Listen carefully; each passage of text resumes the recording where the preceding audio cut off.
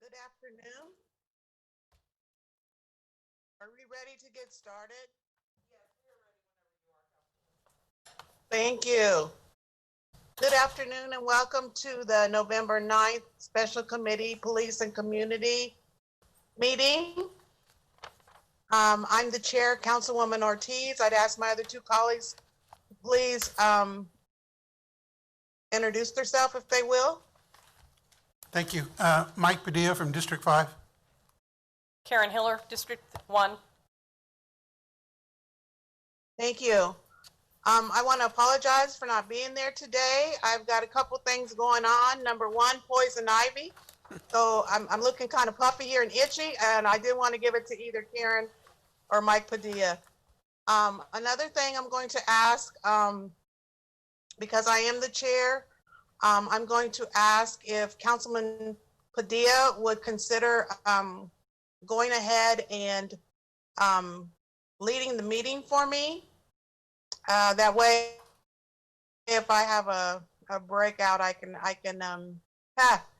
put it on mute and also do what I need to do. So if you would do that for me, Councilman, I would appreciate that. And also, I'm on 14-day quarantine again. So just a couple things, but I did want this meeting to continue on because we're making some progress and we want to continue on.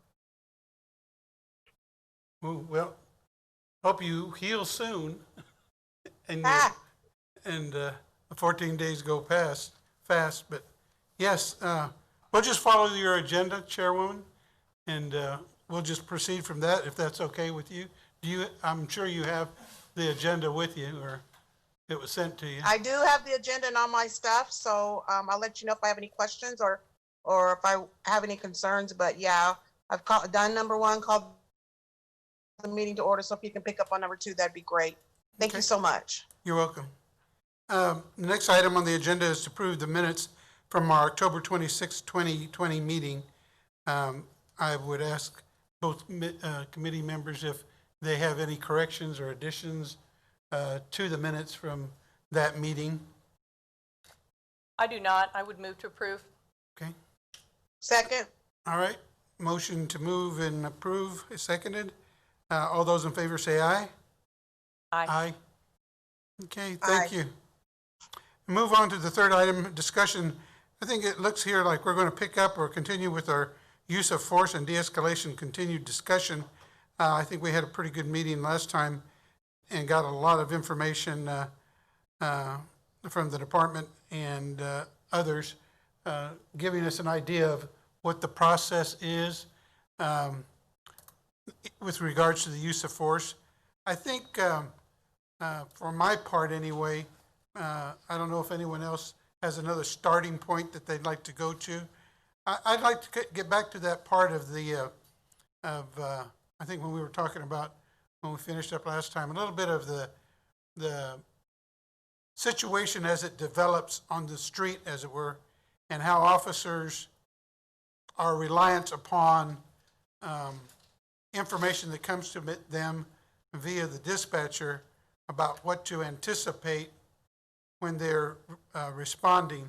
And I want to kind of start there if I can, because I know that we've had situations where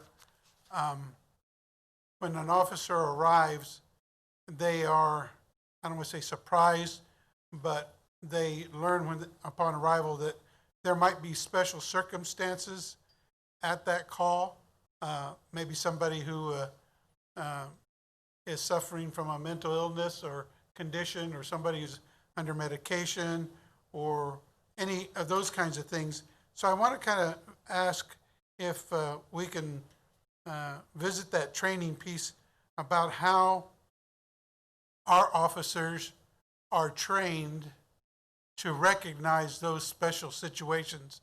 And again, I think it's because that's where our interaction initiates oftentimes, either a car stop or a call to a home, or just to stop checking on a suspicious situation.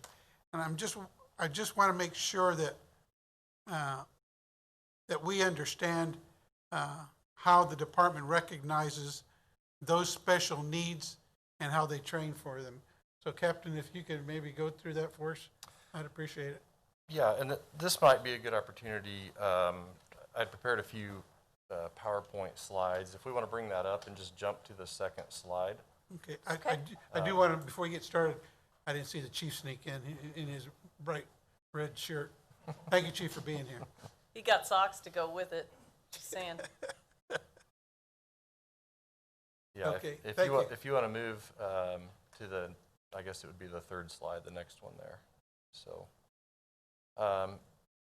we'll kind of start at a foundation here because we are still in that topic of de-escalation, as I spoke about that last meeting, that critical decision making. And we spoke about a lot of the aspects that go into that critical decision making. So on the slide, what I included for everyone is it's a slide right out of our de-escalation training that's provided in the academy and refreshed in in-service. And it's part of that critical decision-making model, which I think really plays in at least fundamentally what you're asking. We went through the steps at our last meeting on how a call develops. And to briefly recap that, the dispatcher receives the call. They gather as much information as they can as to who's involved, are there weapons involved, what's the situation. That information is then relayed to the officers via radio and their mobile data terminal in their car. So not only do they have the verbal information that the dispatcher provides, but they have a recap in those call notes that they can refer to. So that's when this decision-making process begins, and we get into some of those special situations I think that you're referring to. But I think this illustration does a good job of, in a nutshell, describing what is going on during that call for service. So you'll see at the very top there that collection of information. So the officer's getting that information from the dispatcher and maybe past experience having been at that address before or dealing with a similar situation with people named in the call notes. So they collect that information. They begin to assess the situation, the threats and the risks. And that would include what you're referring to on some of those special situations. Is there a mental illness or some sort of crisis that's playing into this situation? Is there a alcohol or drug or some sort of other chemical that is influencing the behaviors on the scene that the officer may have to recognize and address once on scene? So they go through that assessment. They start to consider their police powers and the agency policy. What can I do when I get there, both legally and within policy? They identify options, determine the best course of action. And some of this is taking place while en route to the call. When they get to the call, when they gather more information, they get a more accurate picture of what is going on there. And then a big part of what we do is, you see there's act, review, and reassess. At each one of these calls for service, there's going to be some action taken, whether we take a report, whether maybe we try to mitigate things that are happening on scene and hopefully things are calm the rest of the night.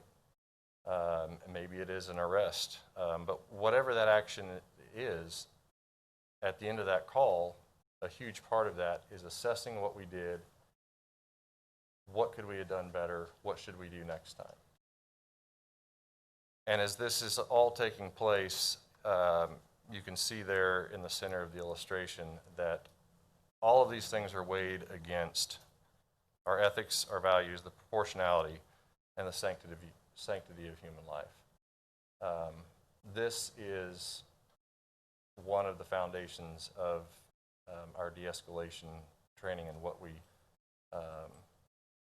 teach our officers on how to respond. So this plays into some of those special situations that you're referring to when we talk about what may be happening at the scene as far as what might be influencing what is occurring on that call.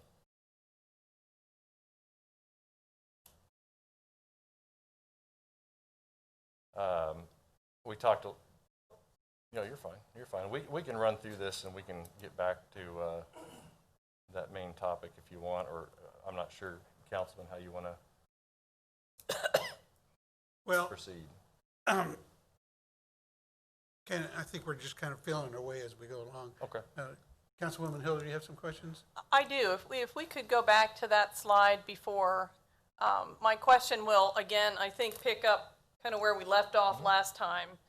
Because when we left off last time, we were talking about the de-escalation training and so on, as opposed to the importance of commanding the situation, and that how important that was to everyone involved as well. So can you talk a little bit about the creative tension, you might call it? You guys probably have a better word. And when faced with a situation, what is the training about how to balance that desire to de-escalate and the importance of controlling the situation? Oh, sure. And keep in mind, and I think I touched on this at the last meeting, let's not box controlling the situation into one scenario, because controlling a situation can come in many forms, and that can also be a form of de-escalation. If I arrive at a scene and my role there is to attempt to bring control to a situation that is out of control or spiraling in that direction, then my desire or need to control that situation can very much be a de-escalation tactic.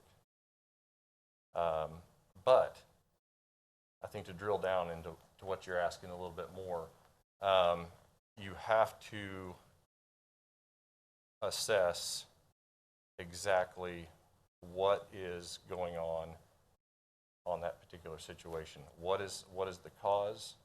What is it that is truly needed at that call? Is there even a criminal act that has taken place? So our officers are trained to go through this mental checklist. What is my role here? Am I here legally? Is there a crime that has occurred?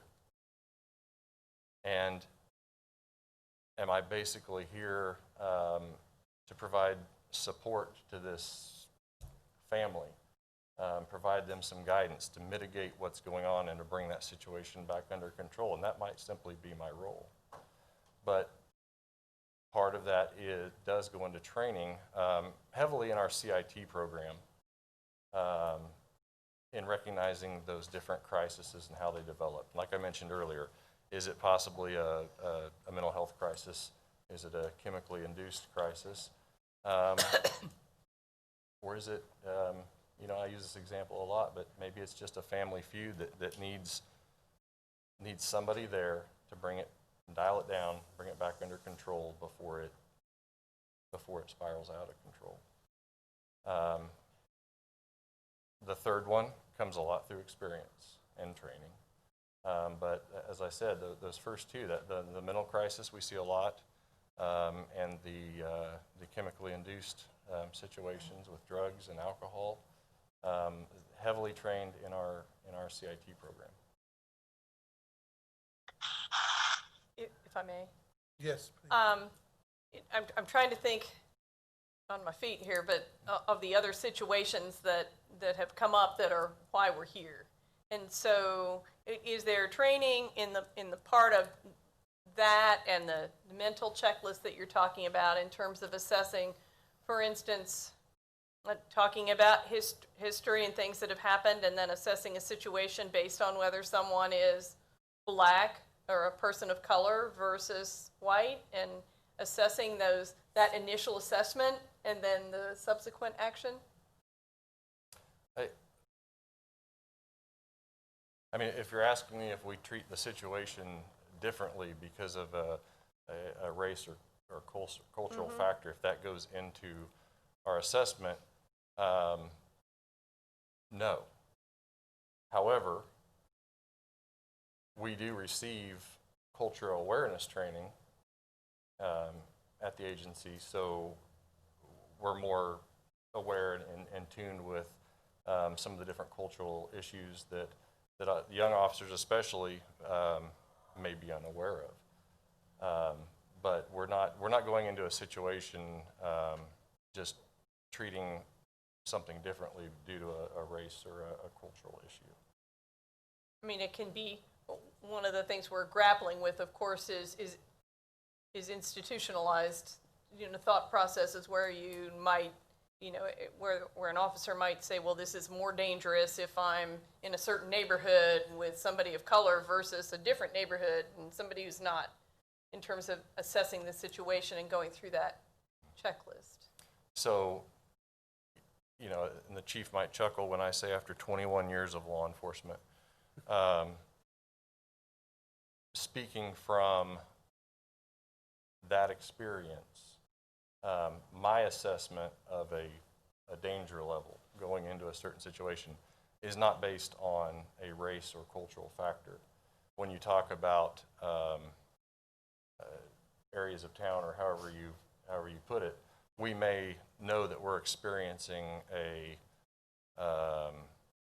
trend or a crime trend of a higher number of shootings or violent crimes in an area of town, and that's something that's information that you go into a situation thinking about. That's it. That is in the back of your head.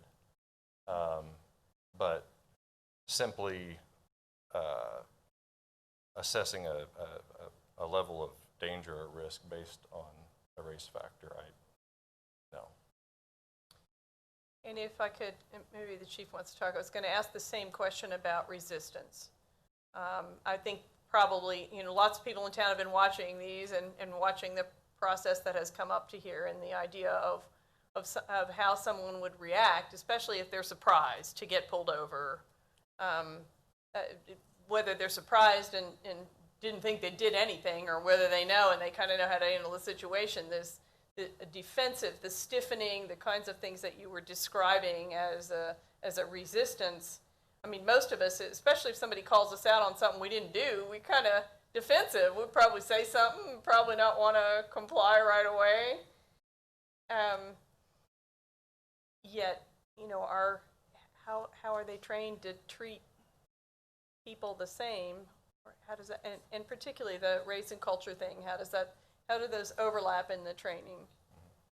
So, I don't want to overstep. The training is We need a mic for you.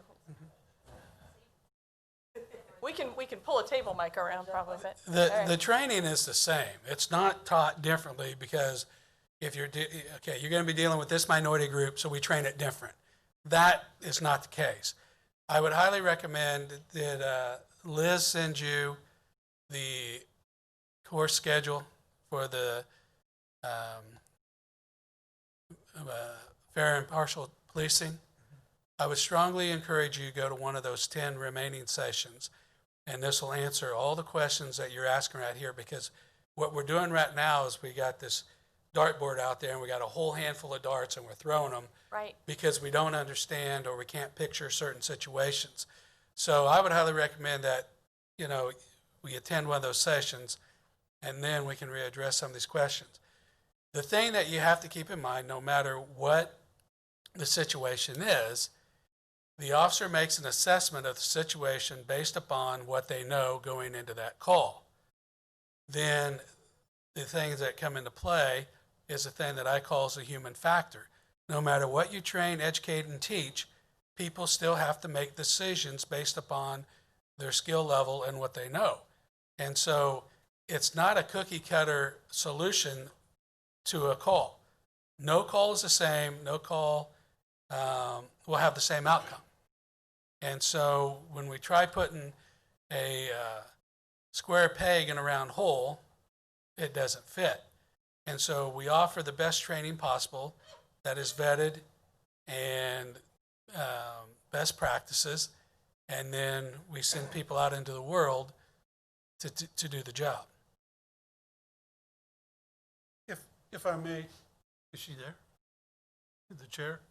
Anyway, if I may, Chief, I'm going to go back to something Councilwoman Hiller said. And I don't want to give my understanding and definition of what this cultural awareness training is. I would like to hear from the department head. In what context is that training given, and for what purpose? The context of the training, the purpose of it is, I've always said we need to understand the citizens in which we police. And so what we do with our culture competency training is we bring people in from throughout the community, and we have a facilitator, and we work through scenarios, we go through situations, we ask them why what a police officer said you found offensive. When in the police officer's mind, I didn't think I said anything offensive, but it's how the message is received. And so that training is not the same every year. We have to mix it up. It has to be fresh. It has to be new.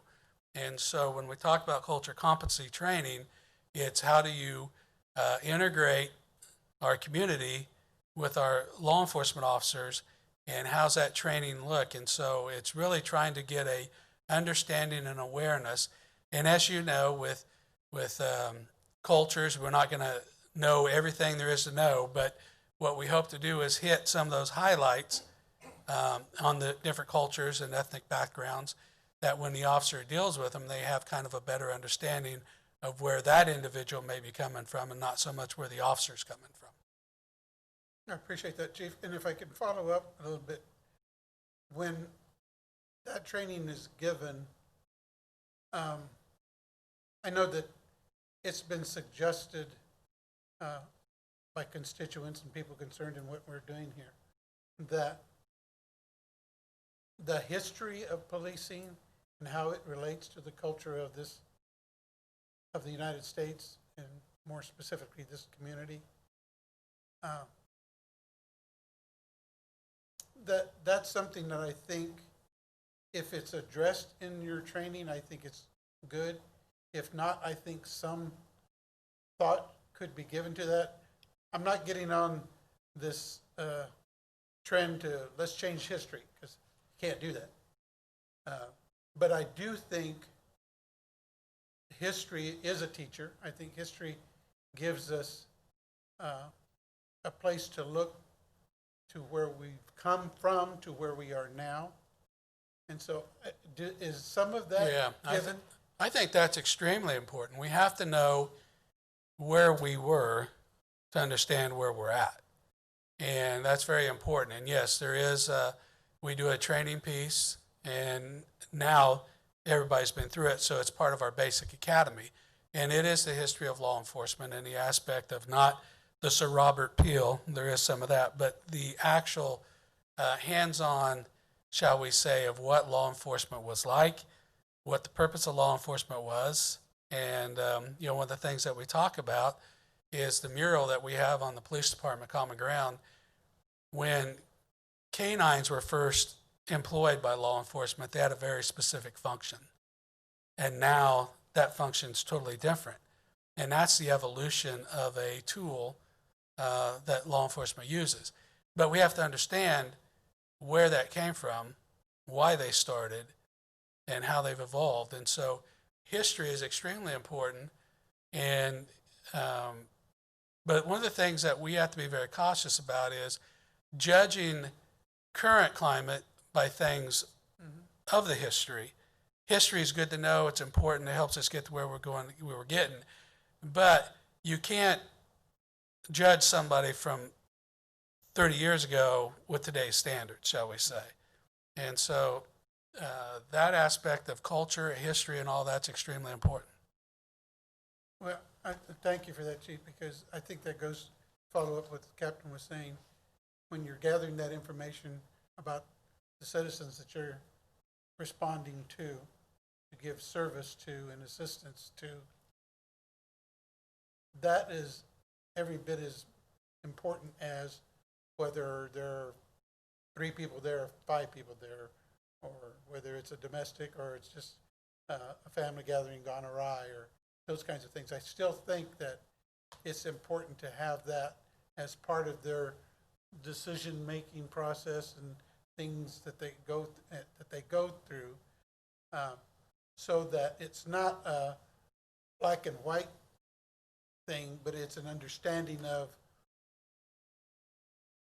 what can be in some communities offensive without us even knowing it, because we don't have the background information to understand why it would be offensive. And I think police have to be very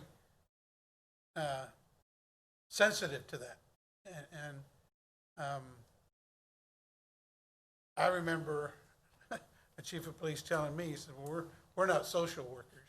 I think he's kidding himself, but I mean, everything you do is social work in law enforcement.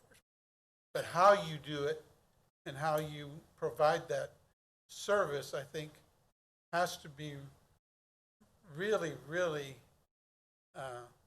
torn apart and looked at for why you have this policy in place, why it is important, not just a box that we check on, but that we actually put a lot of meat to the bones of why we have to be that aware.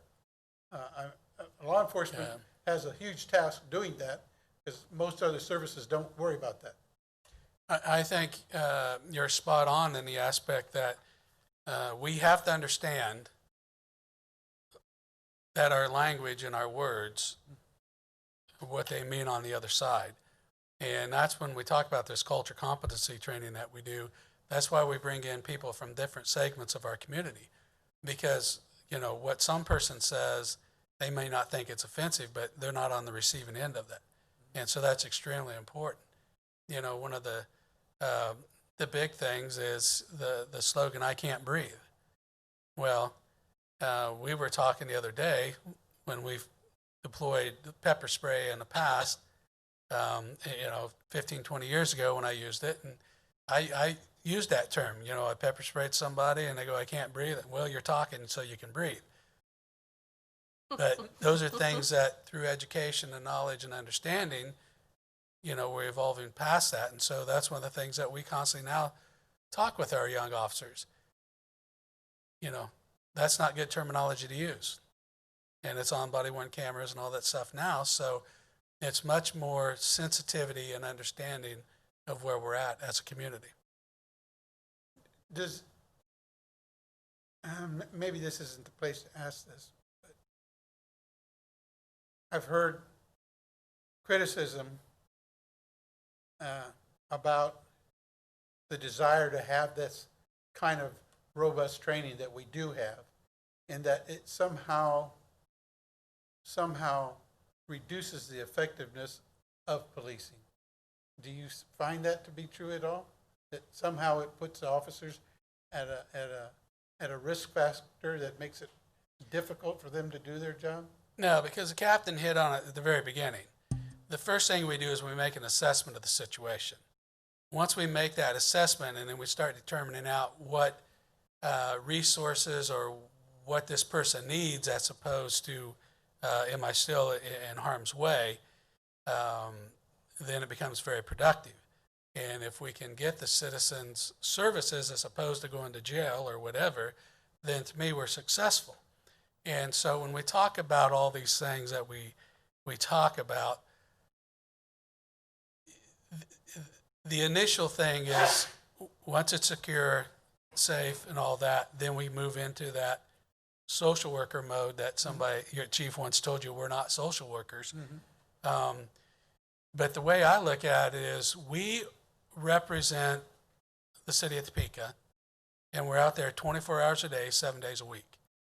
So we should know what resources are available and how do we get those individuals those resources. It could be simply, somebody saying, hey, my neighbor's got trash. Who do I call about that? We should be able to provide them that information. This is who we can talk to, and maybe even make that phone call from them, for them. But it's once that situation is benign, then we move into a different role. And that's the important thing, is how do we transition into that different role? And that's where, people that make that criticism that we're making the job dangerous, unsafe, or whatever, don't understand the mechanisms of law enforcement, I think, in today's world. Thank you, Chief. Chair, are you still with us, or did you make a run for the lotion? Calamine motion. Calamine lotion. Right. Karen, would you have? I guess what I'm struggling with, we don't have a particular structure here, so Yeah. what happens to me, I'll just use me as an example, as a council person.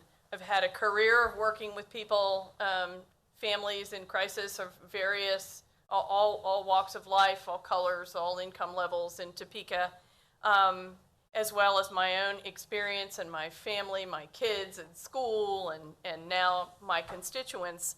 Nonetheless, what comes to us, because we're not policing every day, is generally the things that didn't go well, right? And so I feel like I need the perspective and a frame of reference, and I don't really want to go out and solicit it myself or have 100 people here telling something that didn't go well, but instead to be able to hear from you all about how this training and the coaching that our officers are getting is actually playing out, and what you do. I think the big concern of the citizenry that's been raised is, what do you do if it doesn't work? And I'm not sure that's a public meeting on TV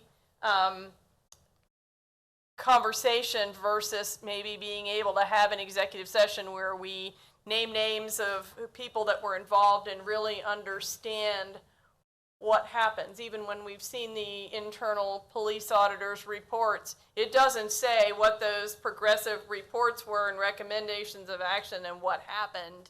And the idea is, the training all sounds good, what happens, and how do we mold those?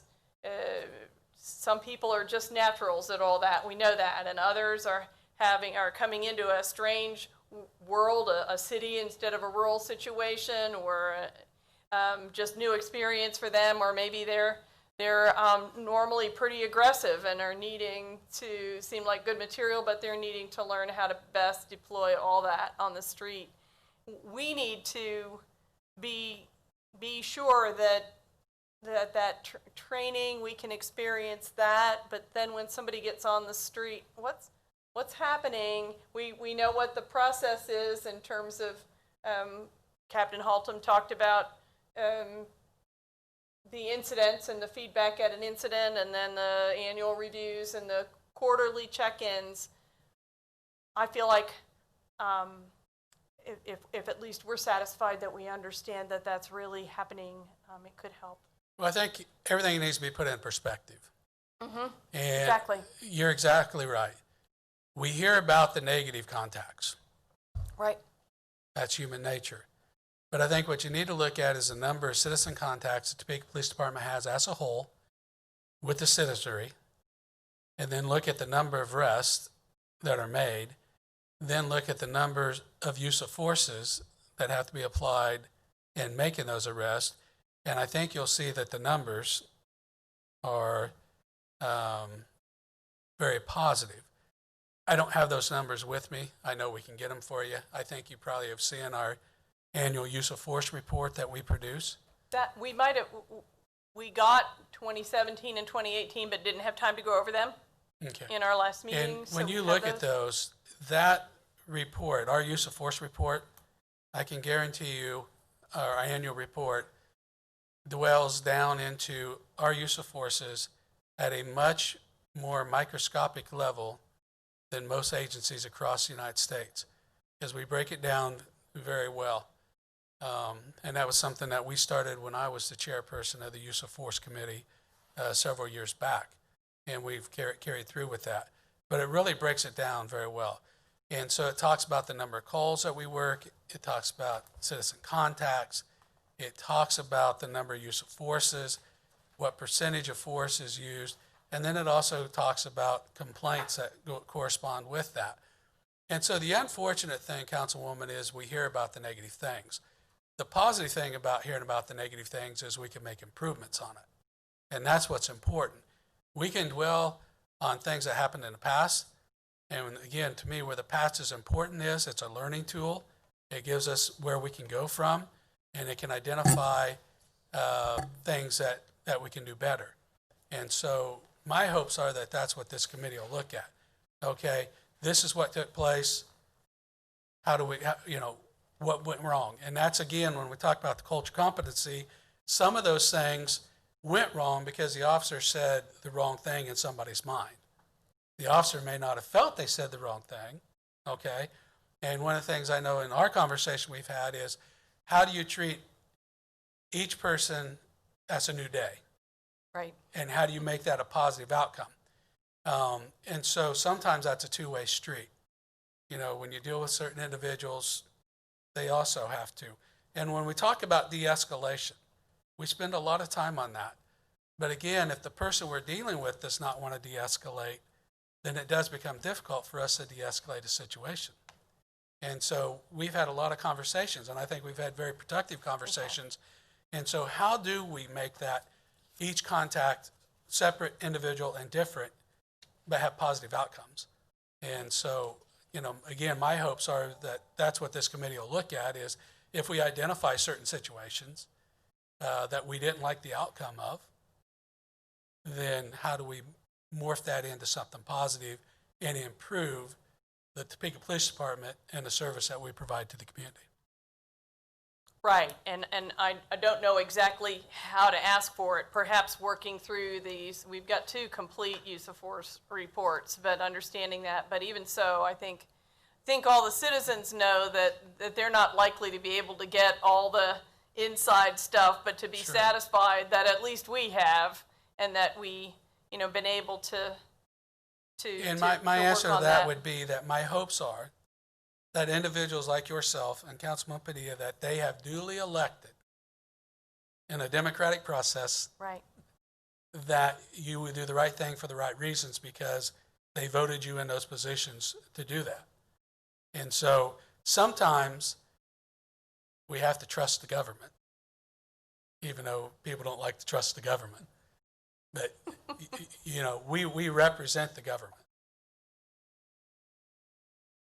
I just think maybe I'll just speak for myself, to have enough information. I've not worked in the police force that what really does happen. We know what the rules are, but what really does happen, and I don't want to dwell on the cursing thing, but that's one of your rules, but it kind of is okay.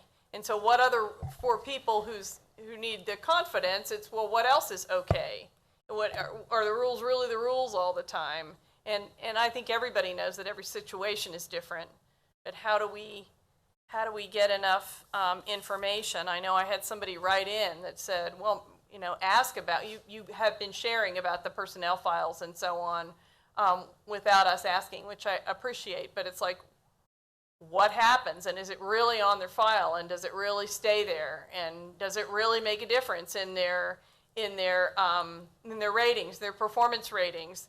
All of us that have been in management know that people are inclined, especially when they're new at it, to score people up or be nice or be liked or whatever. I have no idea what your tradition is internally in the police department and how that really works. So I can't vouch for it. You see what I'm saying? I can't vouch for the fact that rather than me having to go fish around and get some stories and say, well, what happened with this one and what happened with this one, I'm okay with you giving me some examples of where somebody had not performed well and just how it tracked.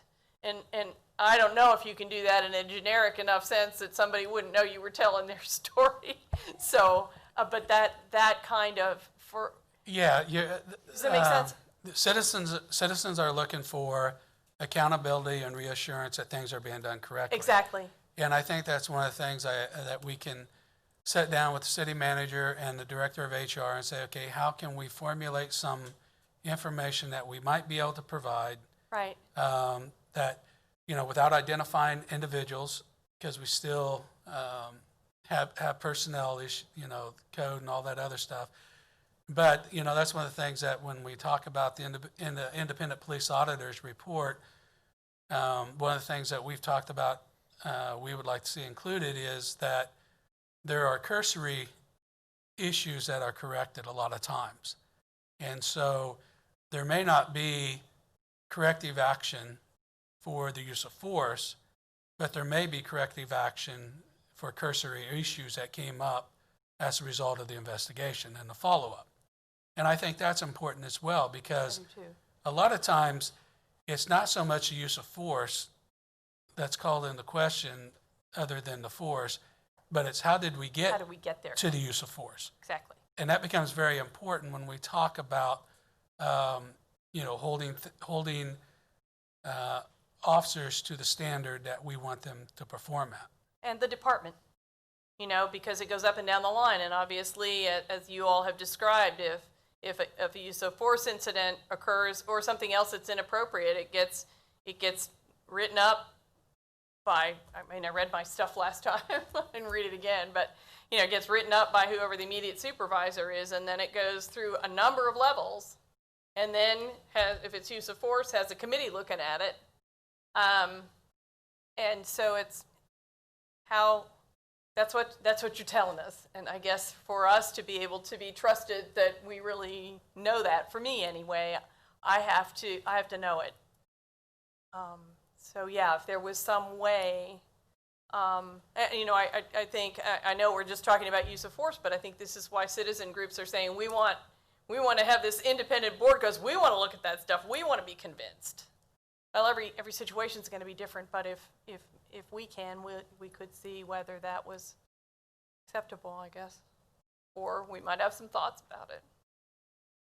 And there's some suspicion that the labor contract gets in the way of those kinds of things, and so if there's some conversation about whether it really does and how it really works, for us to understand that anyway and be able to either say, you know what, it wasn't as good as we hoped, or hopefully we're convinced that it's working the way it was intended, it would be helpful.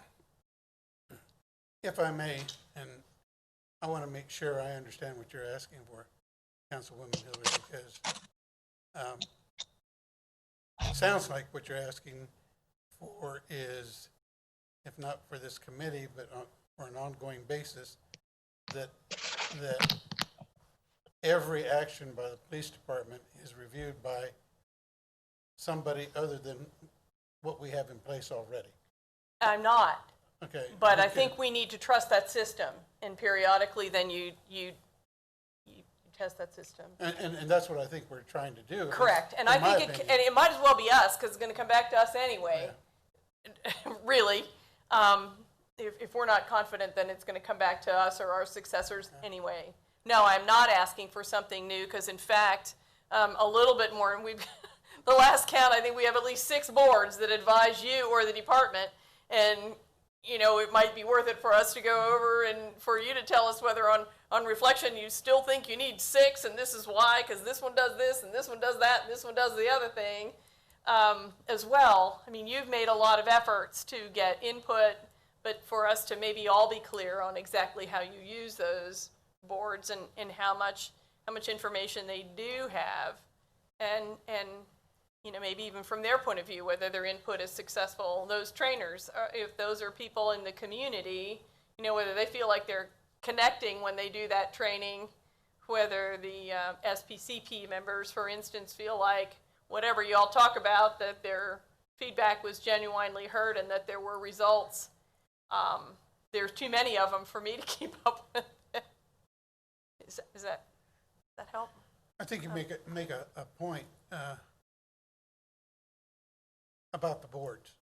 And I don't know, maybe I've missed it, but is there, I guess, a regular communication between you and the city manager about what comes up in those board meetings, what is revealed, what is asked, what is a topic that whatever individual board is working on, that if they bring something to you and then you take some action on it or you don't, but at least it's addressed, is there some communication between you and the city manager so that he knows and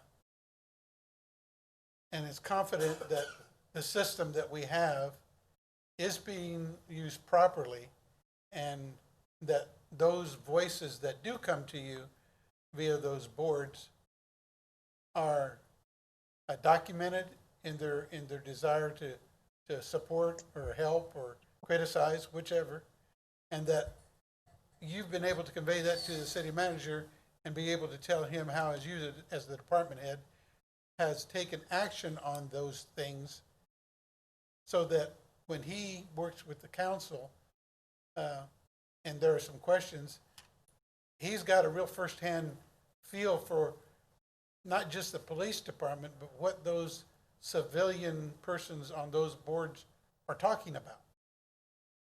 Yeah, the city manager and I meet often, and not only do we talk about board recommendations and stuff like that, but we also talk quite often about citizens' input that he gets. You know, citizen will contact his office and say, hey, had this issue or whatever, then he relays that to me, and then I follow up on that. That happens all the time. As far as the boards and committees, one of the things I think that we need to improve on, though, is that input from those committees and relaying that information to the governing body on what some of those committees and stuff are doing. Because one of them that comes under question, has come under question here lately, is the SPCP. And that's actually one that over the last 3 years has generated a lot of positive things, and those are things that I've relayed to the city manager, like the Explorers program inside USD 501. That was a recommendation from them. One of them was, how do we improve calls for service and reduce wait time? And so one of the things that evolved out of that was our proximity dispatching and turning on the GPS on our MDTs. And so those are all things that we talk about that improve the efficiencies of the department, as well as the city as a whole. But I think one of the things that we probably need to do a better job going forward is, as Councilwoman Hiller said, there's so many different committees that I don't always know what all of them, are meeting, because they report to different people or what have you. But, it would probably be nice or beneficial if we, like, once a quarter had all the chairs of those different committees come in and do a quick brief back as to what they're doing or whatever. Maybe it's semi-annually, I don't know, because it could be too taxing. We all like to meet more often, don't we? Oh, yeah. But yeah, the city manager and I stay in a lot of contact as far as that goes. I can tell you on the committees that I deal with. I kind of, I like what you're saying. I know that it would be, like you said, yet one more meeting, but I think it goes to what Councilwoman Hiller is talking about, and it is confidence that the community has that what you have in place is working, or if it's not, how you're addressing those areas that may need to be reviewed, and that communication to the city manager, to the governing body, and in some way, the department's really good about putting out crime stats and those kinds of things. They could share that. This is the word. I know the newsletter that you guys put out. I read it, and not everybody can find it, or has access. But I think that kind of sharing of information would go to what Karen has said about knowing that the system is working. Because by and large, I think citizens don't give it a second thought until something happens.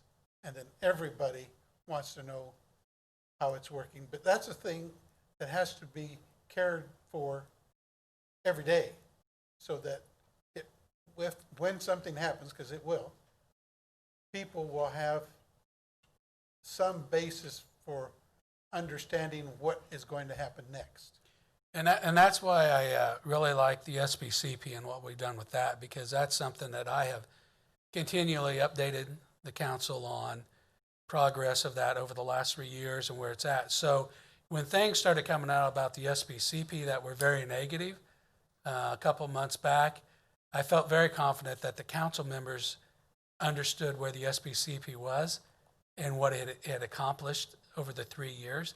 And so I felt very comfortable with where that was at. Now, are there things that can improve or change or whatever? Yeah, there always is.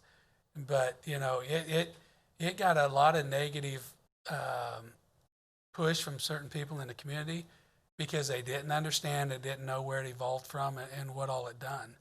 And so it was kind of disappointing. But again, I took comfort in the fact that that was one program that I felt that the city council and the governing body was kept abreast on what we'd been doing over the last 3 years and doing the neighborhood summits and meetings that we did. So that's one program I think has been extremely beneficial to the city of Topeka.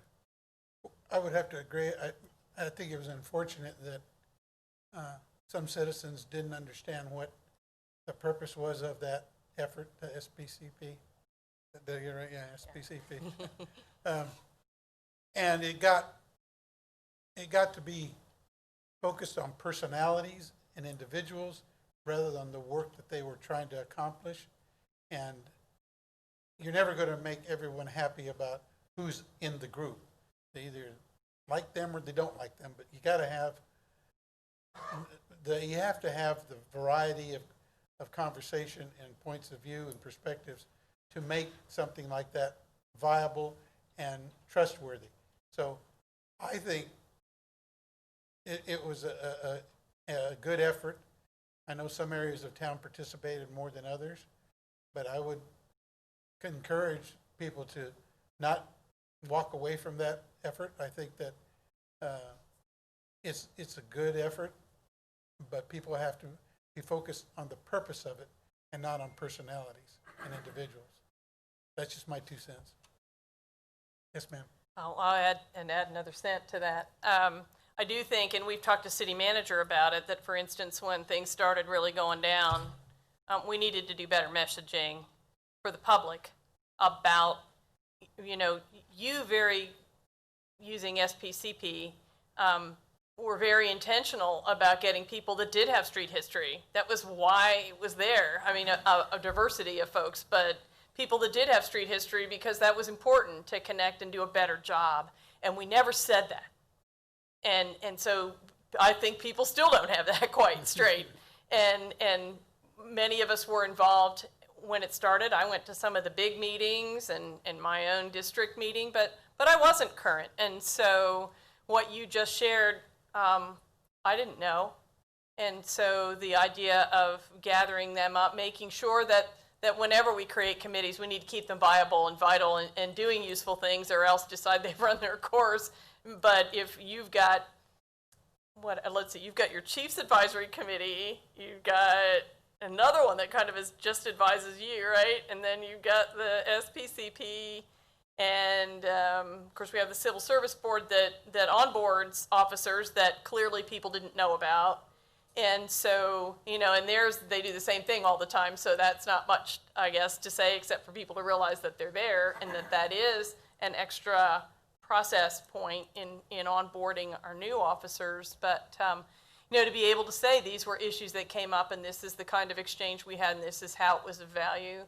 I think I agree with Councilman Padilla that could be helpful, not to overload, but to keep us apprised that there's still, you know, we've been pretty busy lately, so if you don't have time to keep your finger on all those things, you can be appreciative of it, but not be certain. So,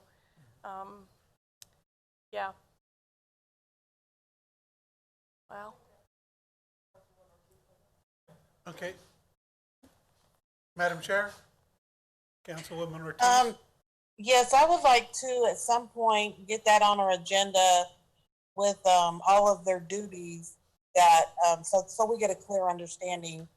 And so the public gets a clear understanding, since we haven't done a good job of that.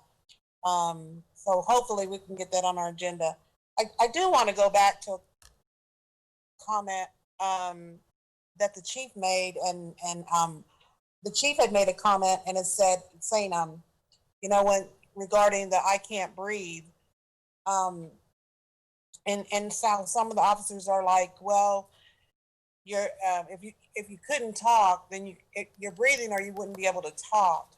I think we need to be mindful that is a medical term that different people that I know that have had anxiety or different issues and been to the hospital and swear they can't breathe, but they're just not breathing at the level that they should be, or they're having anxiety attacks. And we just need to be mindful of the citizens out there that have those issues, Chief.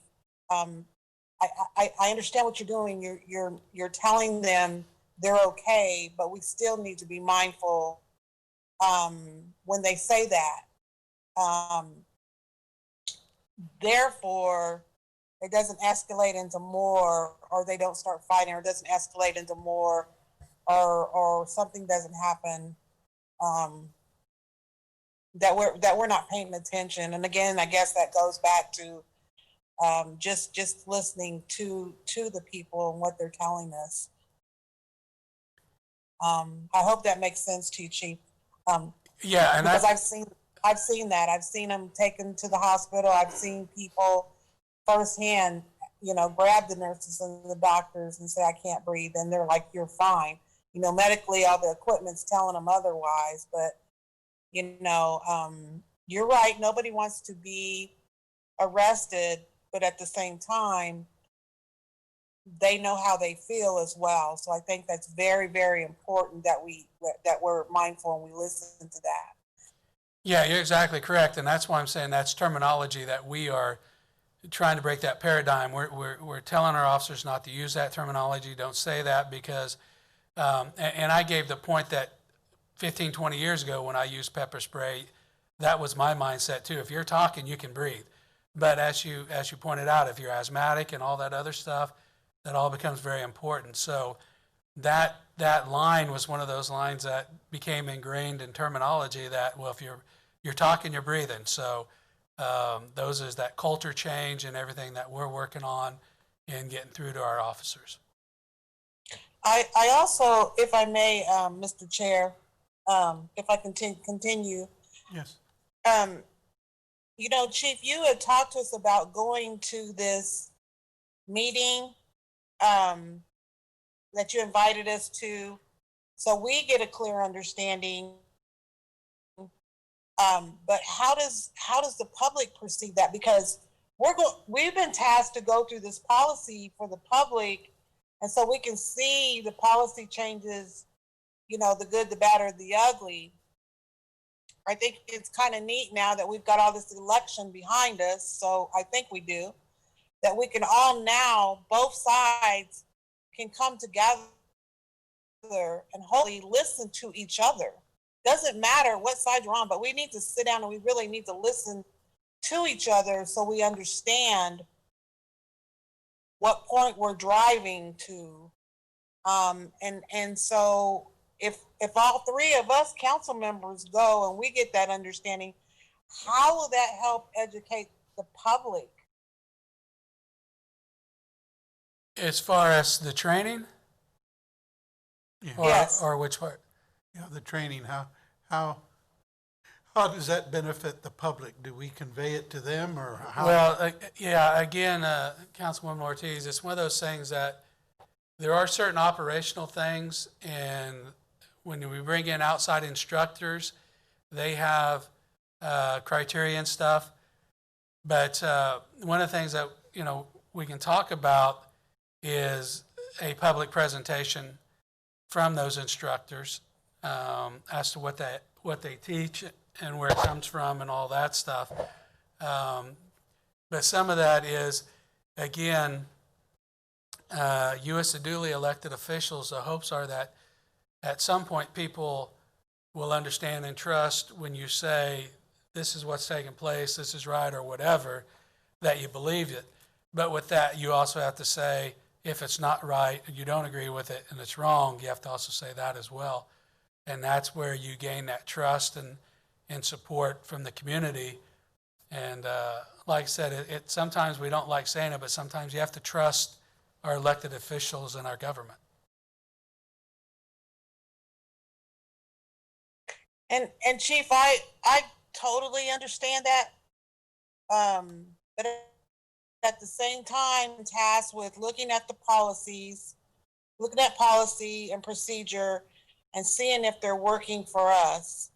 I don't want our department to be defensive. I want them to tell us what these policies and procedures do or don't do, and that's what I will be looking at. I don't know if I can go to that. I'll talk to you about that, but I just want to make sure that the public is with us and they understand that we are doing what we've been tasked to do, and that's with this special force to come together and to look at it, because I don't know that policy needs to be changed, and I don't know that it doesn't, and that's what I want to be educated on. Thank you, Mr. Chair. Okay. Should we stay in this vein or move on to, I'm trying to look at that first slide that you had up there initially, Captain. I know we addressed the cultural awareness. We talked quite a bit about that, I think. The ethics training, how is that provided, and who do you utilize to give that training, and how often is it? How do you test, I guess, whether or not it's sinking in? Yeah, so the ethics training is provided in the training academy to all of our new recruits, but it is also included in the various in-service packages over the years as a refresher, updated information, updated slides, new instructors, to test whether that's sinking in. I mean, that's a great question. It doesn't come in the form of a written examination. What it comes in the form of is our officers go through 23 weeks of training. Our officers have to read, understand, acknowledge, and sign for every one of these policies that we've discussed, and many more. They have to read, sign, understand, acknowledge every change to every policy that comes through. And the test, the true test of whether they're getting it is partially in the feedback that I think we all receive in one way or another from the community that we serve. It comes in the numbers that we extract from everything that we do, whether it's in our use of force numbers, whether it's the number of complaints that we investigate. I don't think there's any one mechanism out there that says they're getting it. It's everything that we have in place to ensure that they are getting it. It's everything that we have in place that if we don't think they are getting it, we correct that. And I've worked with Chief Cochran long enough that I can also say it comes a point where If they're not, then he'll handle it. I assure you that. And I understand what you're saying, and I think for me it would be, I guess the feedback that you get from the community and the governing body and everyone else about the performance of the department. Is it in any way obvious in how you address infractions or disciplinary actions that infraction is based on poor judgment, or is it ethical stuff? You know, I think there is a clear difference, for me anyway. It may not be a policy or procedure, but ethically, it may be something I shouldn't do. But if you are found doing that, and you are disciplined by your agency, is that a way for us to tell the public that you look at that, and that if we see that trend, if we see that there's a gap in a person's ethics, that we address it very clearly and forcefully? Yeah, so I think maybe the best way to answer that, you can look at progressive discipline in two ways. I think you can look at progressive discipline as a stumbling block. We see a certain behavior, and it is addressed through discipline at a certain level. And then you see something similar, and we addressed it at yet a higher level of discipline, and so on. But at the same time, that system is effective in identifying trends, behaviors, similar incidents of an individual officer. That individual officer then can be disciplined at a proper level, and that might be starting at a coaching or all the way up to what takes place in his office. But at the same time, those things allow us to identify gaps, if we want to call it that, something that we want to reinforce as an agency. Keeping in mind personnel issues, we're not going to department-wide, officer so-and-so did this, so now we're having this training. That's not how. But we identify gaps or trends, or we see something that we want to drive home with our officers or our agency as a whole, and that is something that is extracted from that disciplinary process. Thank you. The reason I ask that is because I'm trying to think in my mind, remember, and I'm sure Councilwoman Hiller and Councilwoman Ortiz have got the same kinds of emails and stuff, and suggestions of a list of things people are concerned about. And for me, this is a way to try to get to that piece where some people are suggesting that, I don't care how many times Mike Padilla screws up, he's going to be kept on the department, and eventually he's going to do something stupid, and I'm going to hurt somebody, or I should not be there anymore because the number of incidences that have occurred during my career warrant that I should be gone. And I think that's what I've heard. I'm not alleging that at all here, but that's what you hear, I think, is they talk about, the officers history beat follows him, or it doesn't, and so it goes on to, that bad officer goes on to another agency and gets on another agency and continues the same patterns of behavior. And so it doesn't get stopped or addressed in a way that gives the public confidence that those individuals are in fact not being kept beyond the point of their commitment and usefulness as a police officer to this community.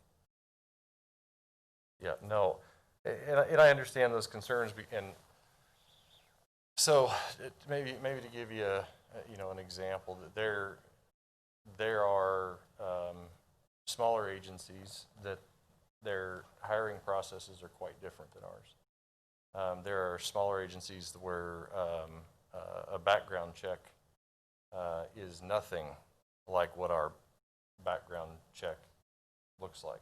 An officer from another agency who has had those disciplinary issues that are available to us, and they will never be an officer at the Topeka Police Department because of our hiring process or in-depth background checks. More specifically, what you're asking, though, I think we go back to the progressive discipline. Those incidents that we look at are incidents of like or similar nature as we move through progressive discipline. And that doesn't mean, when I say progressive discipline, the incident doesn't necessarily mean that it starts at step one and has to move through every step and through termination. I think that's a clear depending. thing. Yeah. I'm glad you brought that up, because I think that oftentimes people misunderstand progressive discipline as that no matter what the level of infraction, it has to go through. Right. And it doesn't. The severity or the nature of that infraction can land you many places on that spectrum, starting at step one or starting at the last step as the chief walks you out the door. And I think the other thing to keep in mind there is when you start talking about ethical violations and things like that, a lot of times those border on criminal elements. And so ethical situations are dealt with a lot differently than a policy violation per se. One thing I can say, the state of Kansas has gotten really good over the last couple of years in the aspect that it used to be if somebody was going through a disciplinary action and they resigned before that was finished out, then there was nothing reportable or whatever. Now, law enforcement agencies, when they report to CPOS that Mike Padilla is no longer a police officer with the Topeka Police Department, we now have to put in there why he's no longer there. He resigned under investigation or whatever. So that's kind of a flag that, shall you say, if they go to another agency and they check with CPOS and they say, yeah, you resigned under investigation, the hopes are that agency does their due diligence to check and see what that might have been. But one of the things when we talk about how we solidify making sure a officer with issues doesn't go to another department is we need to have CPOS at the state level become a little more active in the aspect of pulling credentialing and certificates. And so, if an agency goes to CPOS and says, hey, we want this credential, this certificate pulled, and we have just cause and reason to do so, that's supported at that level. Because if you lose your certificate from CPOS, then you can't go become a police officer anywhere else.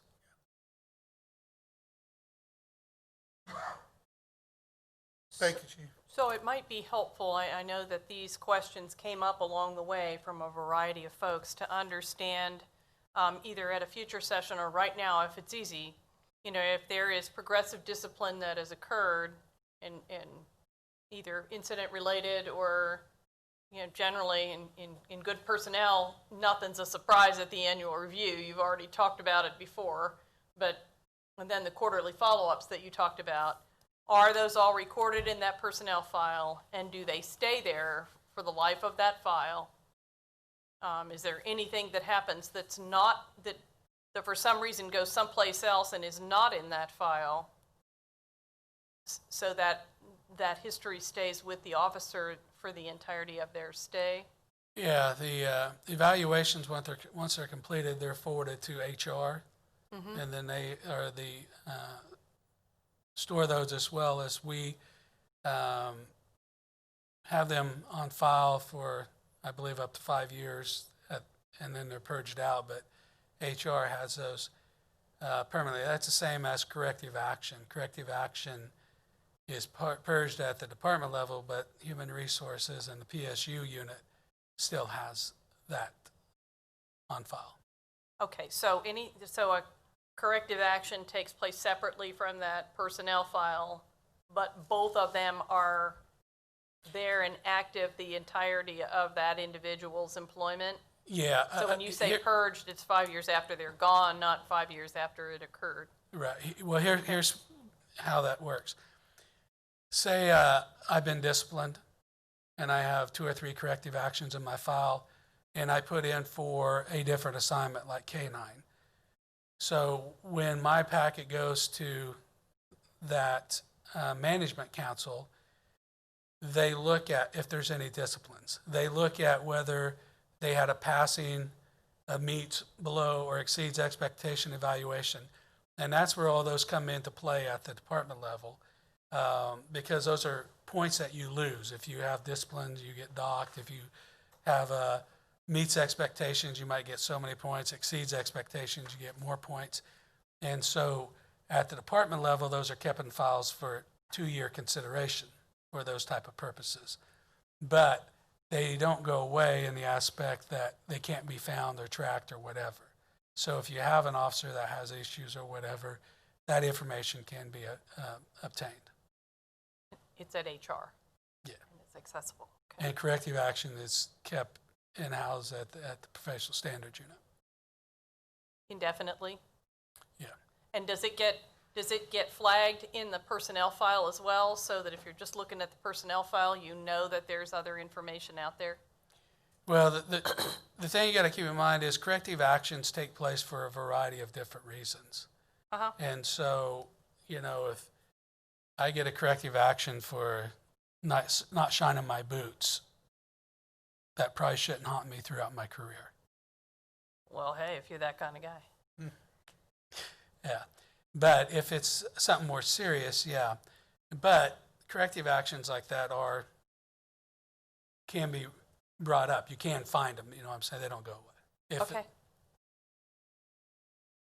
But I think when we talk about personnel files and stuff like that, when you look across the country, what agencies or states are doing, they've identified what type of offenses or corrective action or whatever is that they're concentrating on. Does that make sense? It's not everything in their file. It's, whether it's use of force or discrimination or something like that. They have a criteria that they're looking at. I think the city manager's got some detail for us. I think that we need to clarify, though, there is disciplinary action contract that works. Yeah, the contract does lay out progressive discipline system is listed above the first, second, third, fourth offense. And so disciplinary action less than 15 days shall be removed from the employee's personnel file on completion of a 2-year period. Now, that does not mean that it's gone from HR, okay? It's still kept over there. By that, it's talking about for those purposes of promotions and stuff like that. Does that make sense?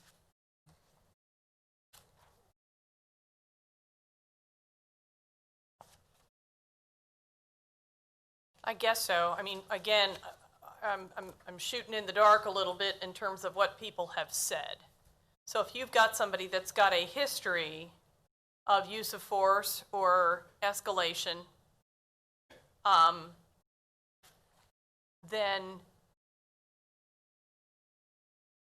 I mean, generally, if somebody's doing that, it's going to happen fairly regularly rather than have this 2-year blank space. If you I have, suppose. if you have an individual that is a, shall we say, a bad apple, yeah. That's why we also have the EAP system, the early EAIP, the early intervention program that tracks sick leave and all those things, disciplinary actions, motor vehicle accidents. It's a variety, a host of things. And that's the other thing that that system is used for, is to try to identify individuals that may be having issues or struggling.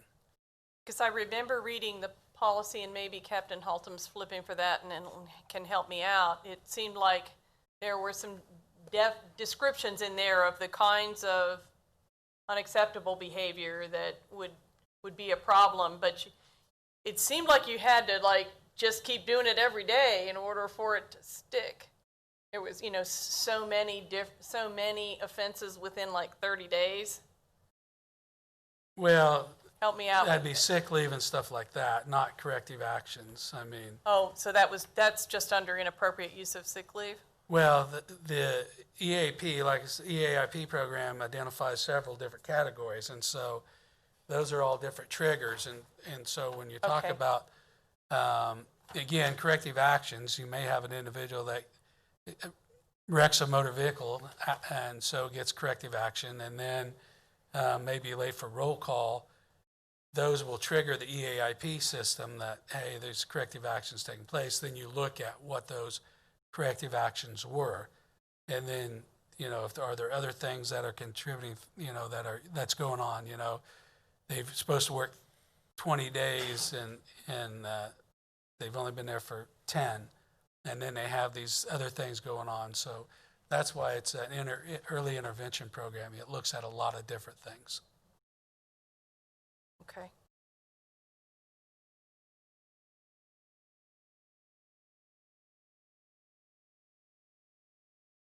So for the most part, if someone is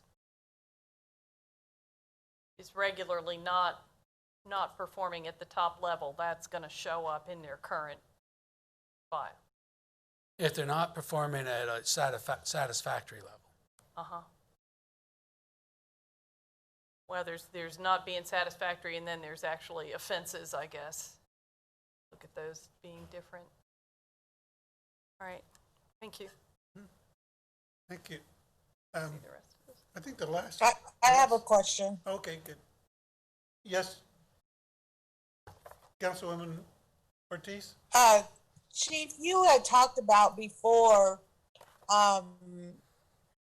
if they're having problems with an officer, we need to report it to who? I wanted to say this before because I think a lot of times that officer might be doing things, but it doesn't get reported. And if it doesn't get reported, then he cannot get disciplined for it. Is that correct?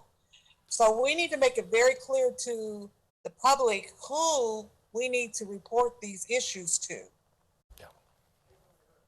Yeah, if you want to move to the next slide, probably a good time to do that.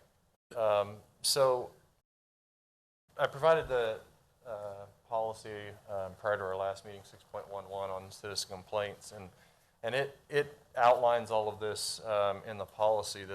I don't want anybody to have a misconception that these options for filing a compliment or complaint are new. But I wanted to provide it not only in this form for everybody to see up here on the screen, but this is an actual cardstock print that the department has recently made available, and it basically outlines all of the ways that citizens can provide feedback, whether that's a compliment or a complaint.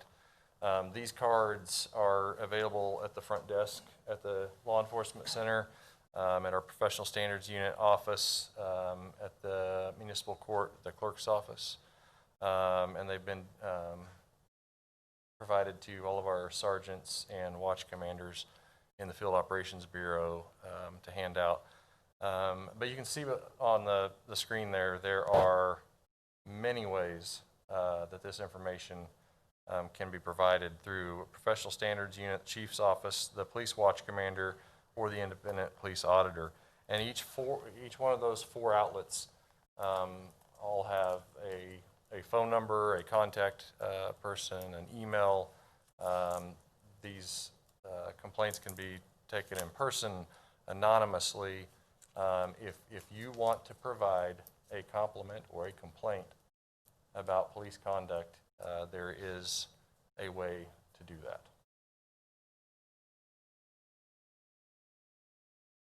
That's nice. I like the I combination. want to thank you for that because I think that's very important, and I'm glad that you put both a compliment and a complaint because I received a complaint on an officer at work through our department one time, and I think this is very important that we make sure that we get this out to all of our NIA presidents and our members to get the word out, so that everybody understands that we're not trying to hide anything. We want to know if there's somebody out there that's not doing the right thing as well. Thank you very much. Thank you, Mr. Chair. Okay, unless there's something more that we want to follow up right now on with regards to the disciplinary process. At the first slide we had on there, I think we also had something on there for bias-based training, or it was profiling, bias profiling training. That was on there as well. And that's another area that I think we need to talk a little bit about if we can. I don't want to keep going. It seems like we kind of keep wanting to go ahead, and I know we need to eventually, but for me, these are the kinds of things that I read in the complaints and in the things that we received as a governing body that go to the heart of the issue, I think. And so if I could, on the first slide, Taylor, my mind doesn't, okay. I guess not, but it is on our agenda. On the agenda. It's on the agenda. I know there's a specific training that the department gives annually, and I believe periodically, with regards to bias-based policing. Can you speak to that, Captain? So the department provides very in-depth training on bias-based policing in the academy. And I put this slide up here. I mean, this is the current in-service package that is actually ongoing now. But you'll see on day 2 there, bias-based policing is on there. That is actually an annual requirement that we provide bias-based police training on to all of our officers. And we also have a policy 4.24 on preventing bias-based policing. Can you explain to me the difference between the fair and impartial policing and bias-based policing?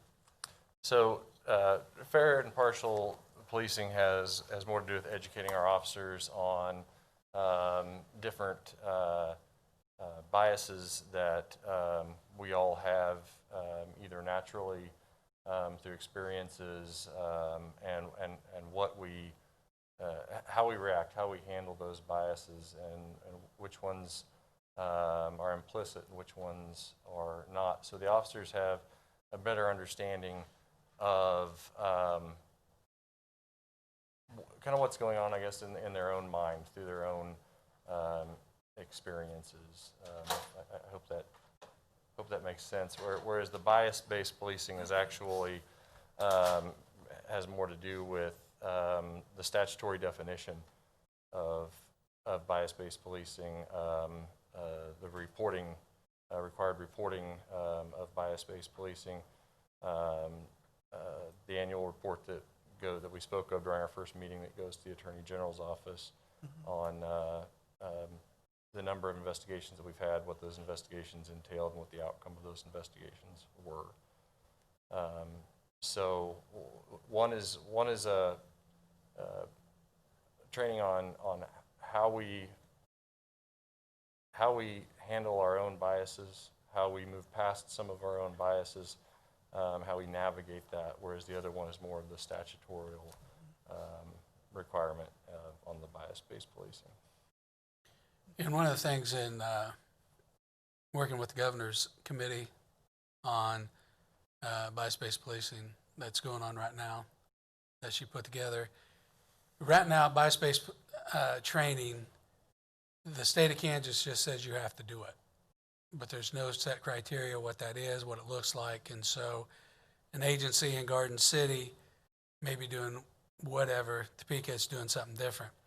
One of the things that I've recommended to them is that KLETS, Kansas Law Enforcement Training Center, could put out like every April, because a new training cycle starts July 1.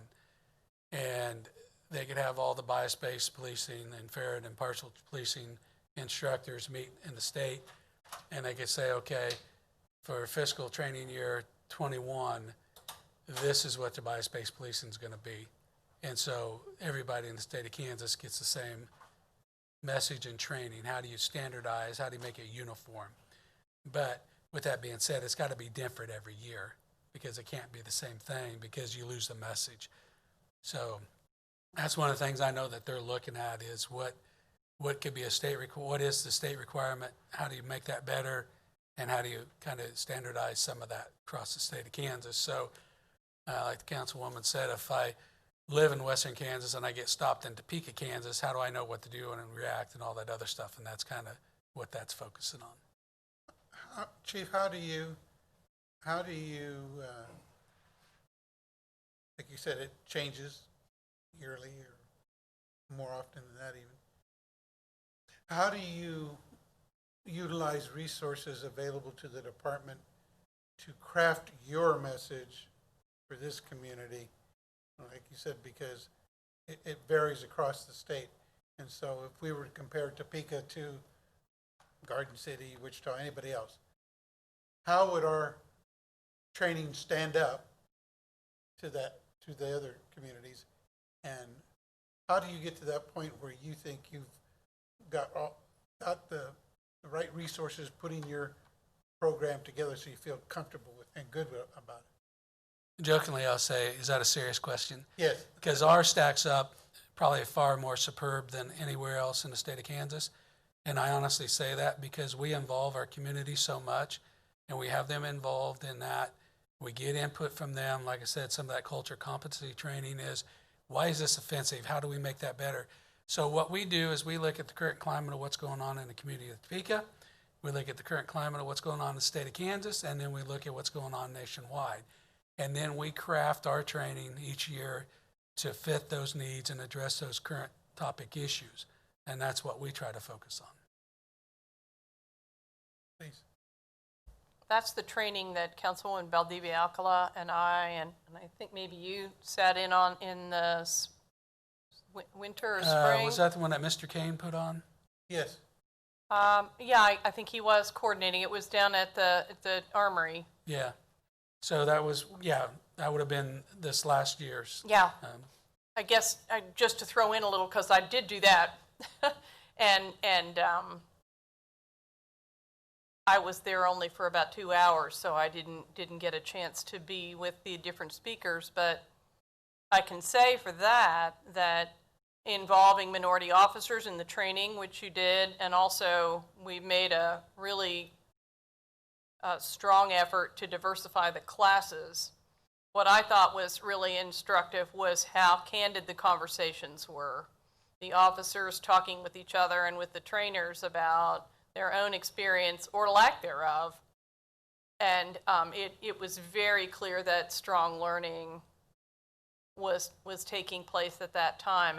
And with every class and every set of instructors, that's going to be different anyway. I'm not sure you'd have to change the curriculum to just make sure that those structured conversations, because those are also lasting amongst a team members, to see somebody struggle or grow or be a resource. I did feel strong about that, but you really need the diversity there to do that kind of training in order to get those messages across, for sure. One thing I see up there also is the chief's topics and district attorney's topics. Can you give us a little more detail about Yeah, that? the chief topics, what I do there is, and the deputy chief's doing a lot of them now because he's going to be the interim when I'm gone. We talk about just current things going on within the agency and within the community and how those blend together. Because one of the things I can tell you right now that some of the feedback I've heard from the officers is we're really concentrating a whole lot of things that it seems like society's mandating on us this in-service instead of practical applications and stuff like that. And I said, yeah, you're absolutely correct, because that's what is expected of us right now. We need to be addressing the current climate issues and things that are going on. DA topics, what we do there is if they're noticing something that is showing up routinely, like in bad affidavits, poorly written affidavits, poor police reports, testimony, Fourth Amendment, things that they have concern with or they've noticed or they've seen that they might have an issue with. So that's what the district attorney addresses. And one of the things that when we go back to the ethics just a little bit, that's what the ABLE is, active bystander ship for law enforcement. We had our first 2 train-the-trainers attend that in October, and we've already started our training, rolling that out to the officers. So that's how quickly that we're putting that into play. Can you tell me a little bit about how that was received by the rank and file? Well, it's very interesting. It kind of runs the board. The younger officers see it as another tool in the toolbox. Officers that are in that mid-range, 5 to 10 years, see where it's very beneficial and as a good training tool. And then, of course, you have some individuals that change is hard. And so some of them have not perceived it as well as some of the younger officers. But I think that's as expected anytime you create a culture change. You're going to have people that 100% on board. You're going to have some that are on board, and then you have others that we're going to drag you onto the board. For some people, and I know quite a few people who are watching these committee meetings who don't know what ABLE is about and what its purpose is, could you give us some more detail? Yeah, the primary purpose of ABLE is to give younger officers and other officers that ability to have the courage and strength to step forward, that when they see something that's not on board or correct or on par, that they have the courage to step up, intervene, and take action to prevent whatever from happening. So that's really what it's all about.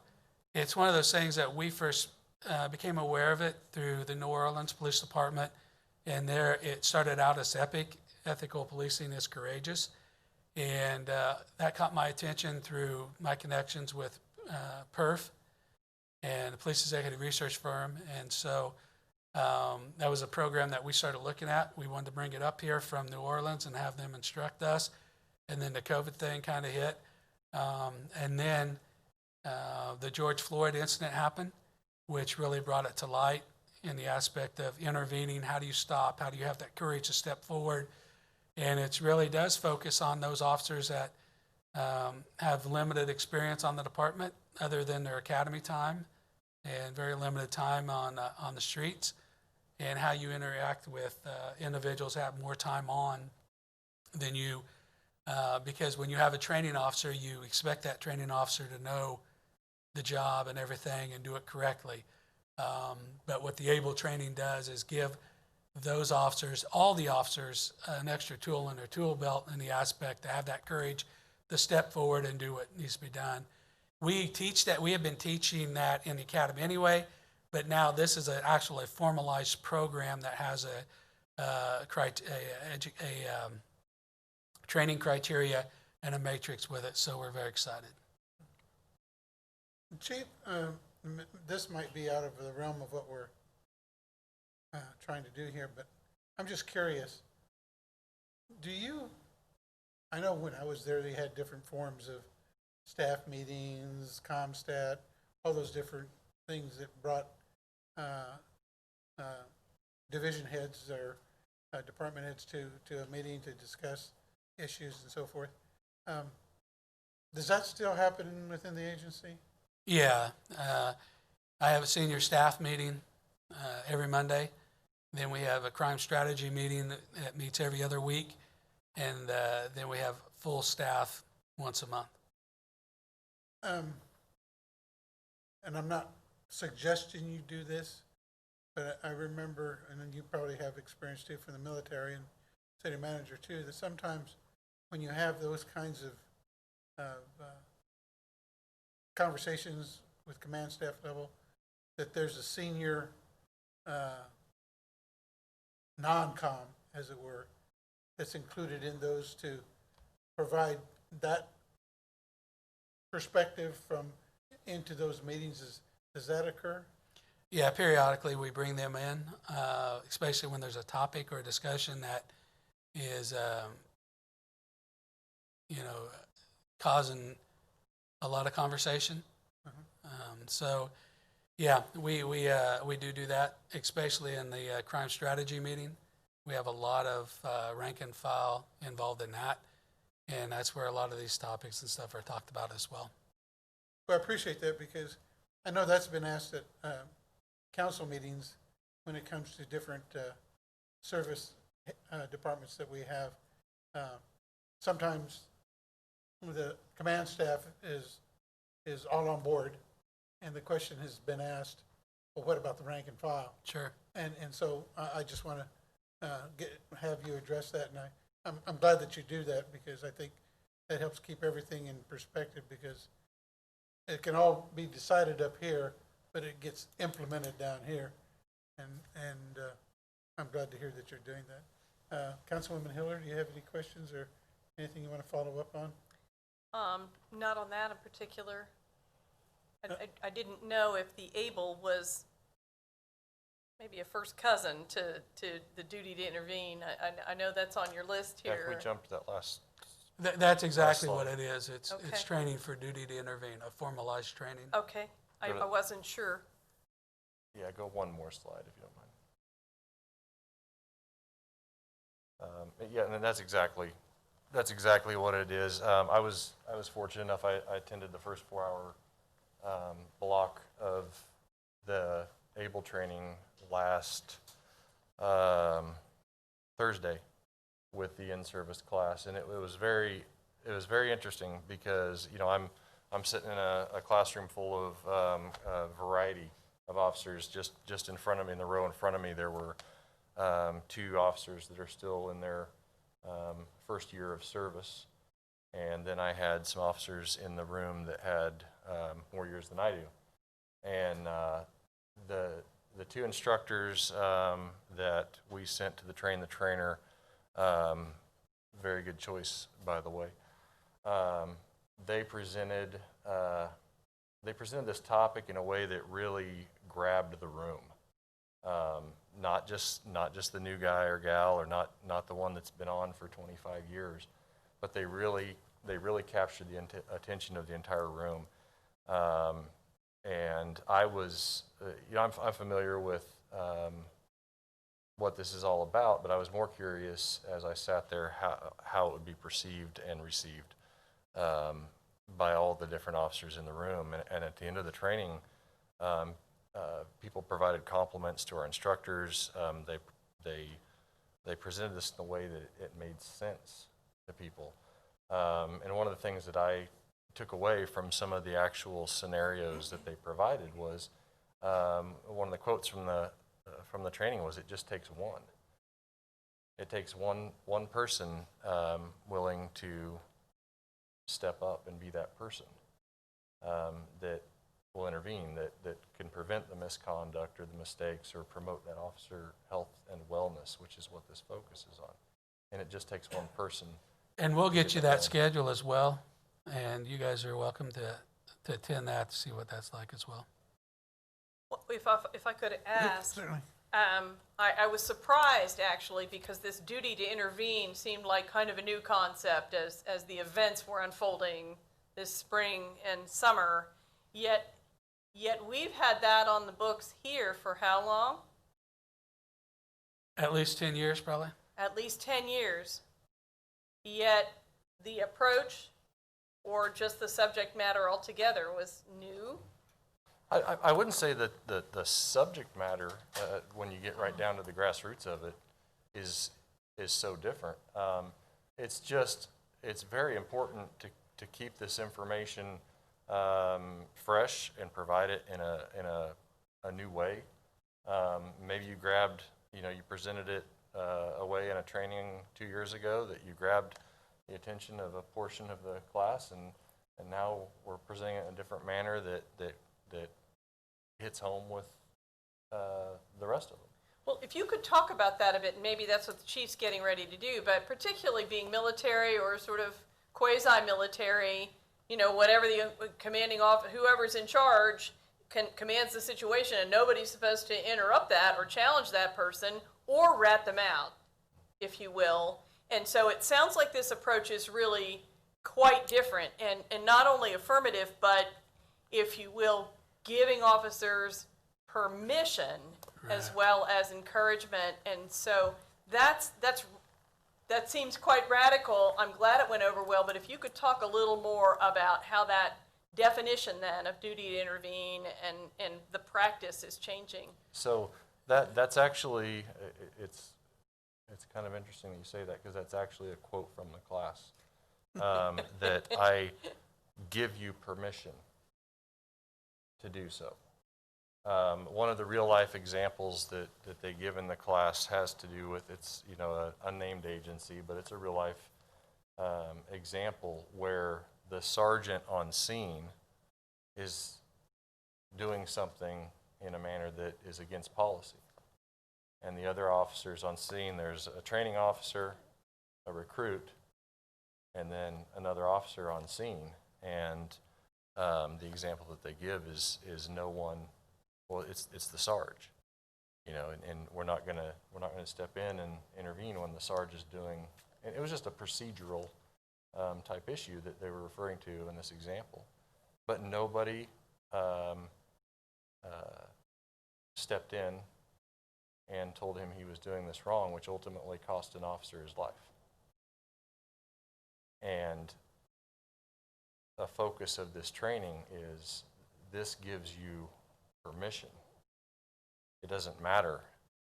It doesn't matter if it's your training officer. It doesn't matter if it's your sergeant. It doesn't matter if it's the chief of police. You have permission.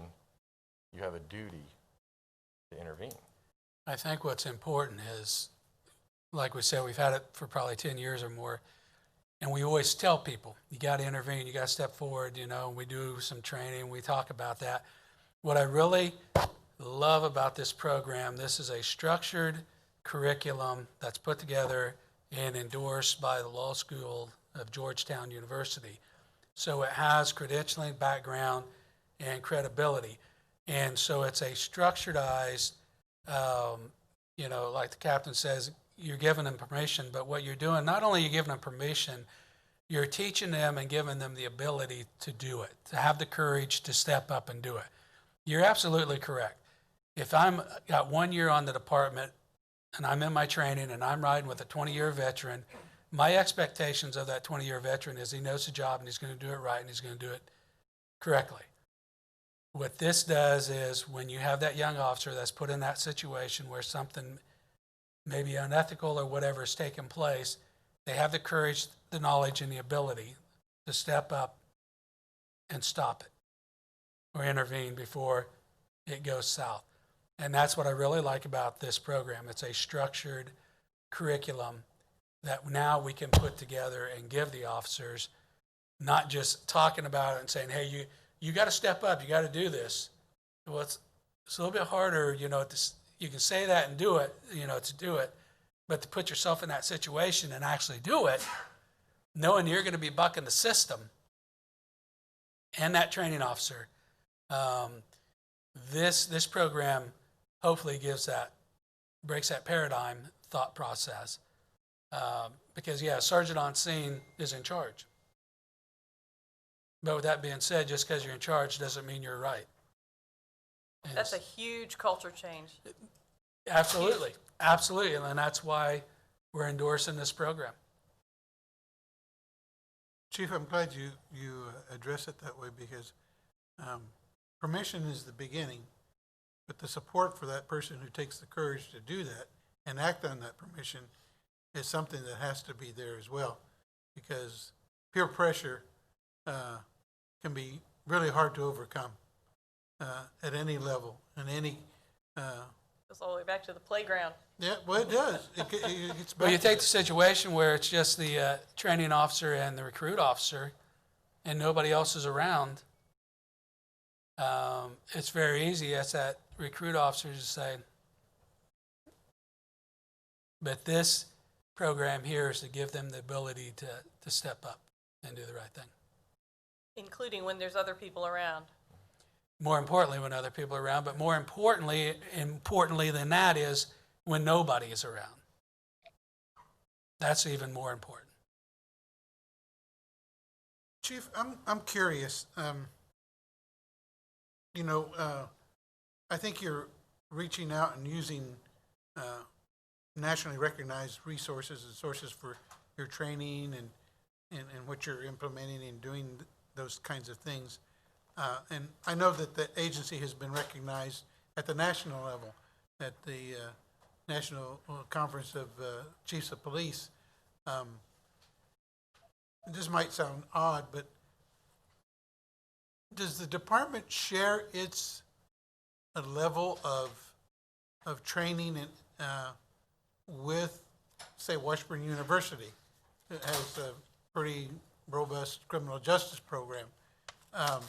And I mean, you would be the guest speakers for those students who might want to come into police work with the city of Topeka and be something that I believe that, I don't know that it happens on a regular basis. I know there are some adjunct professors out there that are retired from the PD or used to be, and that conversation goes on. But doing those kinds of things are things that I think reaches back into the university. I've just been appointed to the Board of Regents with Washburn University. Congratulations. Well, yeah. Well, I don't know yet. That's another meeting. But one of the things that I ask is about how how much the university reaches into the community, and vice versa. And I'm just curious thought to me of how that could be something that you share now outside of the governing body or the police officers. Now you've got students who maybe want to get into law enforcement and the community at large. Again, it exposes for you, the agency, as it were, what you are doing. And I think that's for me, the purpose of this committee, is what you are doing. And rather than best practices, effective practices. These are effective practices that are in place, are working, and the community needs at every point that they can to be given that information. So when they speak with some background and some information about what the agency is doing. Yeah, we have a tremendous relationship with Washburn University. We're out there all the time. We have an internship program specifically set up with them. last year, we developed with the Leadership Institute and the Legal Studies Program a frontline supervisory course. And that was built under the premise of more of a business model as opposed to a law enforcement model. And then we had a law enforcement person in the room to correlate it back, into law enforcement. So we have a lot of those curriculums and programs that we're working on. One of the other things that we do with Watchman University is we've established a mentorship program with Robinson Middle School that involves the athletics and liberal arts programs to start mentoring young people. Robinson Middle School, as many people are aware, it's in one of our tougher neighborhoods. And so it's very important that we get them young role models. And Watchman University, it really likes that because of the proximity to the campus. And so, yeah, we have a lot of different programs going on with Watchman University, and we get in their classrooms quite often and get in front of them, and so, yeah, we have a great partnership there. Well, I'm glad to hear that. And again, I'm aware of some of those, but not as much as you just even described. I just think it's important because, and I think Councilwoman Hilder would agree, that one of the big things that we heard about in those demands was training. We should have training this, training for that, training for that. Yeah, with the assumption that maybe we're not doing it, but I'm hearing the opposite, that we're doing a lot of it. Yeah, we actually are. And speaking of training, also next week we have our hearing with CALEA to get our training academy CALEA certified, which is a huge step. Yeah. And I don't doubt that you will get recertified. Well, this will be the initial certification for the training academy. Okay. We're an accredited law enforcement agency. Now what we're doing, we're getting our training academy accredited. I think that's worthy of note. That's good. And when that happens, please notify everybody in this community when that happens. We're working on 5 o'clock in about 3 minutes. That's our time to adjourn. I think we covered just about everything that we had on the agenda. And Captain, did we miss anything that you were unable to present yet on another slide or anything? No, we bounced around, but we got through all the slides. Sorry for being... Not a problem at all. I think we can go ahead, Karen. In the course of our conversation, I flagged some things that might make our next agenda, but maybe you did too. So.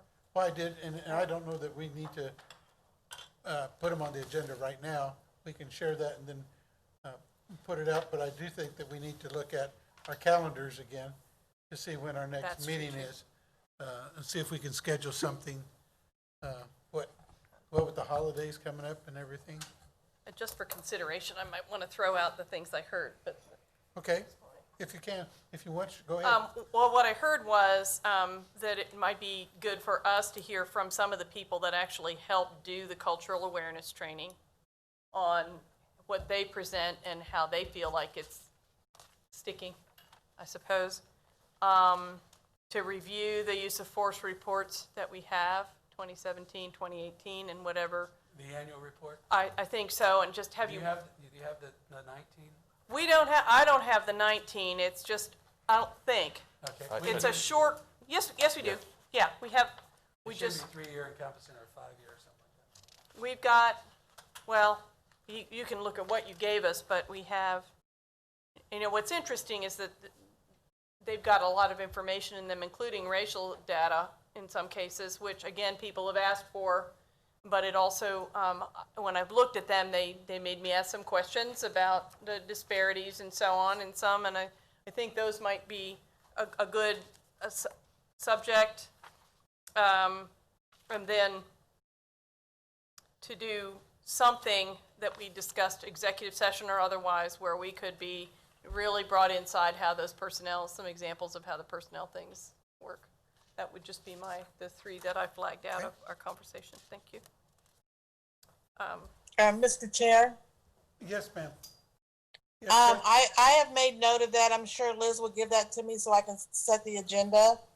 I would like to offer, November 30th as another meeting date. If you guys, that gives us a couple of weeks. If that's good, I don't know how you guys' calendar works. Yeah, I was Same looking at my, time? yeah, I was looking at my calendar. That works for me too. 3 to 5? 3 to 5?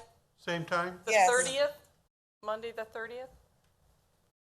Monday, November 30th, 3 to 5 at the LEC if they have it. But Liz can sharpen all that up. Is that good with Karen and both everybody's calendar? Yes? Yes, sir. Ma'am. Okay, thank you. Mike, I just want to thank you. I'm trying to get my medicine, so I'm not itching so much. So it's 5 o'clock. Thanks again for everybody's help, and go ahead and adjourn the meeting. Okay, unless we have anything else to discuss, the meeting is adjourned. Thank you all.